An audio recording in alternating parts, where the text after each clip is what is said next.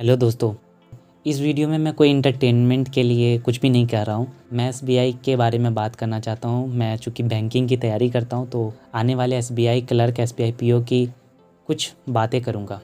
आप कोई भी कॉम्पिटिटिव एग्ज़ाम दे रहे हो, आपके लिए ये बातें जानना बहुत ज़रूरी है, बहुत ज़्यादा।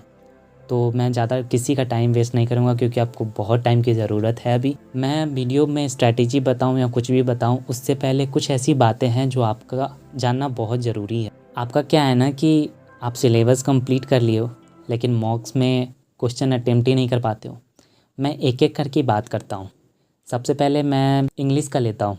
अगर आप बैंकिंग की तैयारी कर रहे हो तो ज़्यादातर लोग का क्या होता है ना कि वो आरसी पढ़ तो लेते हैं, समझ भी लेते हैं, लेकिन जैसे ही क्वेश्चन पर जाते हैं तो वो भूल जाते हैं कि पैसेज में लिखा क्या था।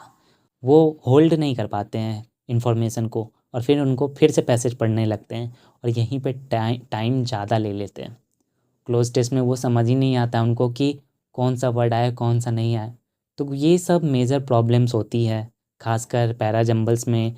ऑप्शन वाले आते हैं तो वो तो बना लेते होंगे एलिमिनेट करके, लेकिन जब पेयर वाले आते हैं तो उसमें ज़्यादातर लोगों का प्रॉब्लम होता है ना। इंग्लिश तो ये रहा, पहले मैं प्रॉब्लम की ही बात कर लेता हूँ। फिर रीजनिंग पे आते हैं। रीजनिंग का क्या है कि आप मिसलेनियस तो बना लेते हो, लेकिन बात जब पजल बनाने की आती है तो आप एक पजल बना लेते हो, लेकिन जैसे ही दूसरे तीसरे चौथे में जाते होगे आप डाटा निकालने में ही, की पॉइंट्स लिखने में ही टाइम पूरा ले लेते हो। और ऐसे में क्या होता है कि आपका अटेम्प्ट ज़्यादा नहीं होता है और ज़्यादा ना होने के कारण आप प्रेशर फील करने लगते हो कि टाइम निकल रहा है, अटेम्प्ट ज़्यादा नहीं हुए। और इसके बाद क्या होता है कि आपको जो चीज़ आता भी रहता होगा आप नहीं कर पाते होगे। क्वांट में अरिथमेटिक सबसे बड़ा डर है हर लोगों का, हर किसी का। अरिथमेटिक में थोड़ा हाथ तंग है। उसके पीछे कारण ये है कि स्टेटमेंट लोग समझ ही नहीं पाते इतना सिलेबस करने के बाद, बार बार अरिथमेटिक पढ़ने के बाद भी, कि पहला स्टेप क्या लूँ, पहले क्या करूँ। तो लोग स्पीड मैथ्स पे जाते हैं। स्पीड मैथ में भी वो सिंप्लीफिकेशन तो बना लेंगे, लेकिन बात जब wrong number series, missing number series की आती है तो कुछ लोगों का तो बन जाता है, लेकिन बहुत सारे लोगों का होता है कि वो नॉर्मल नॉर्मल बना लेते हैं, लेकिन जब डेसिमल वाले आए, थोड़ा लंबे टाइप के डिजिट्स आ जाए तो वो वहाँ पे हाथ उनका रुक जाता है। डीआई में क्या होता है कि वो स्टेटमेंट को कॉम्प्रिहेंस ना कर पाने के कारण, डाटा सही से ना समझ पाने के कारण वो नहीं बना पाते हैं। ऐसे में आपका अटेम्प्ट ज़्यादा नहीं हो पाता होगा। यही बातें हैं ना, अभी तक मेरे साथ भी यही हो रही थी, इसलिए मैं सोचा कि आपसे शेयर कर लूँ। कोई तो होगा जिसके साथ ये सब बीत रहा होगा। आप कोई भी कॉम्पिटिटिव एग्ज़ाम में हो, आपके साथ अक्सर ऐसा होता होगा कि आप चीज़ें तो सब कुछ सीख लिए हो, लेकिन जब बात इम्प्लीमेंट करने का आती है तो मॉक्स में आपके अटेम्प्ट ही नहीं बढ़ पाते हैं, मॉक्स में आपके नंबर ही नहीं बढ़ पाते। क्यों? आप हर किसी से पूछने लगते हो ऐसा क्यों हो रहा है। गाइड लेने के लिए आप बहुत लोगों के पास जाते हो, यूट्यूब पे स्ट्रैटेजीज देखते हो, लेकिन क्या हर एक की स्ट्रैटेजी फॉलो कर पाए? क्या कुछ सुधार हो पाया? नहीं। सच पूछो तो नहीं।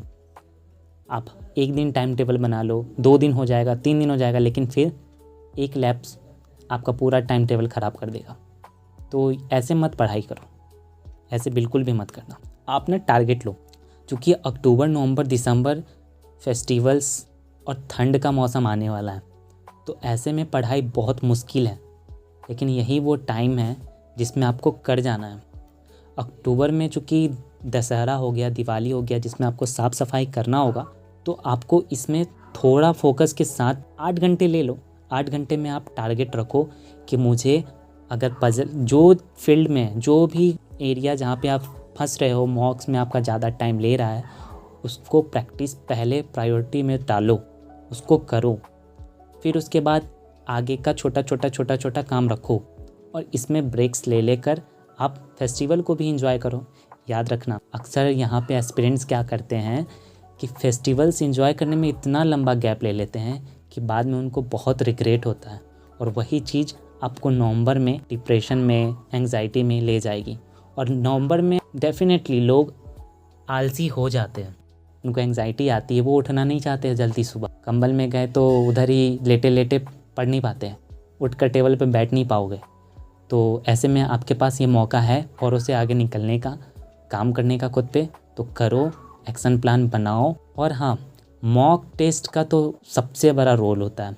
आप हर एक अल्टरनेट डे पे फुल मॉक लगाओ, और जिस दिन आप ना लगाओ ना उस दिन आप सेक्शनल मॉक ज़रूर लगाओ। यही है आपका पूरा 3 महीने का प्लान।